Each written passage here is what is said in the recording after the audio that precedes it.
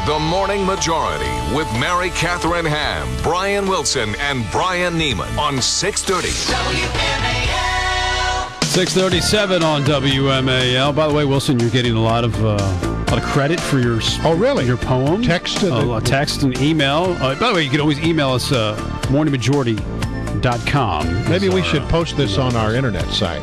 We could do that as well. Check it out on facebook.com/WMALDC and Twitter @morningmajority. But people say, hey, you did great. Nice job, Dr. Seuss. One texter put. I thought it was pretty good. Hey, Dr. Seuss. Maybe we'll make that a recurring thing. I'll do news through poetry. Okay, that works for me. Lanny Davis joins us now, of course, former Clinton White House counsel, and a man who deals in crisis management from time to time. So, Lanny, what would you give? What kind of advice would you give Anthony Weiner? Oh, gosh, I was hoping you would not start with that. We talk about the budget. We can talk about the budget. I promise there'll be enough time to talk about the budget. But this is what everybody's talking about, Lanny. What would you tell him? Would you tell him to just shut up? Well, first of all, I'd like to congratulate the two Brians and Mary Catherine for your new team. And thank you. What other subjects do you want to talk about? So you don't want to talk about it. So that means... No, look, I think it's absolutely ludicrous that we are talking about it, and Congressman Weiner probably should have just answered the questions and put the stupid matter to rest, but I really think we have a serious problem in our economy, and what I wrote about in today's Hill is that the Democrats can't avoid coming up with an alternative on Medicare. We can't just criticize Congressman Ryan. And Congressman Weiner is focusing on issues, and somebody who rated his Twitter account, he probably should answer the questions that are silly questions and then get them over with as a crisis manager. That's what I would advise him. All right. I guess it would be whether or not someone actually rated the account, which is we have questions about. All right. So you say in New York 26 that the Democrats didn't win handily, but there's no doubt in your mind that Paul Ryan's Medicare plan was the reason why Republicans didn't win. Why are you so sure about that? Well, that polling, anecdotal evidence, and logic, I guess, is without Medicare, that district goes Republican. It still wasn't a tremendous mandate. It's a tough district for any Democrat to win, even with the Tea Party candidate training off the 9%. But my point is that we shouldn't take comfort from that. There's just, there's one network on cable television, I won't mention the name, that just is gleeful because it's so liberal in its slant about this victory, when in fact it should be a warning shot to the Obama White House. We cannot be silent and just run against Paul Ryan. Sooner or later, the independent voter, who's the voter who decides elections, is going to decide who's serious about this deficit and who isn't. It's the same Ross Perot voters.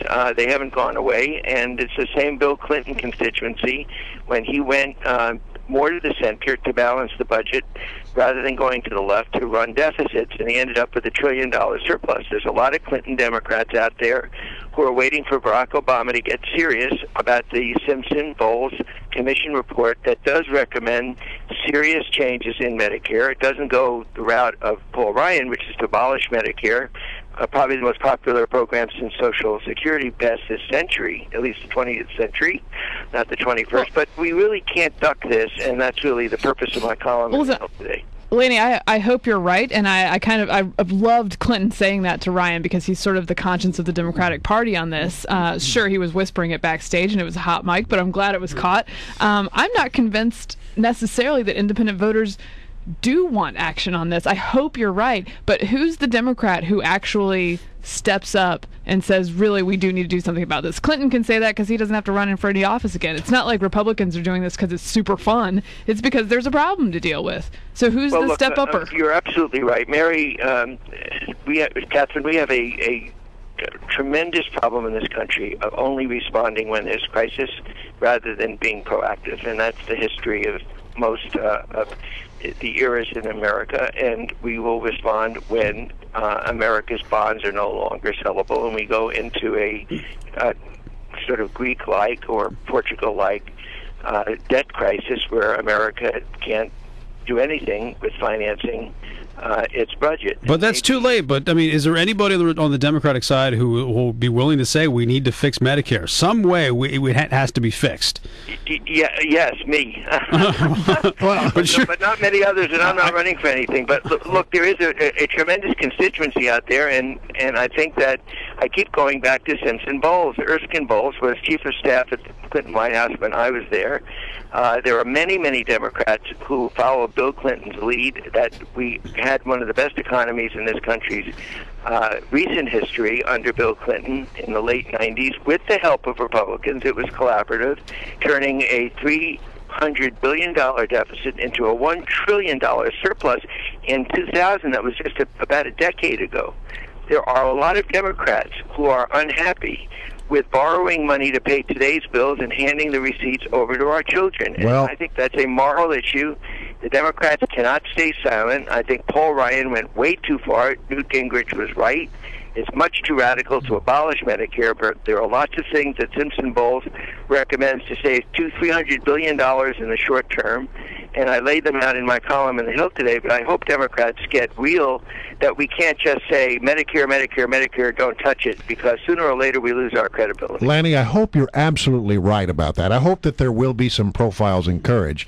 But when I look at numbers that as they are right now, it makes me wonder whether or not there will be many Democratic politicians willing to stand up and do the courageous thing. For example, a CNN poll just came out, said that 56% of those polled believe that the GOP plan would be bad for the elderly.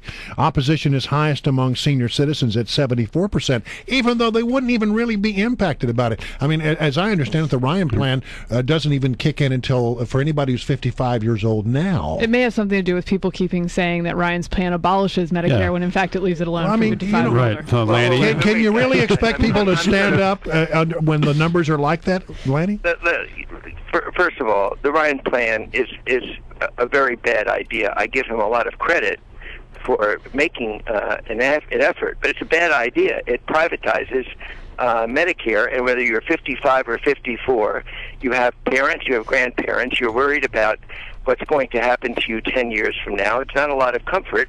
And Paul Ryan has abolished one of the most popular programs in American history. He's abolished it. He's made it into a private program where every senior goes onto a national exchange and buys private insurance with a subsidy on his premiums from the United States government. He no longer can rely upon Medicare, and a lot of seniors worry about, I don't know how to buy an insurance policy, I don't know which is best, and to throw this into the private market after all these years of Medicare is just a bad idea. But that's not abolishing the program, it's changing the system. Changing the system. I mean, there's a huge difference. Look, guys, I'm on your side that Democrats have to say something more than no, but it is abolishing it. Right now, Medicare is a single-payer system where the government pays bills of everyone who's 65 years and older.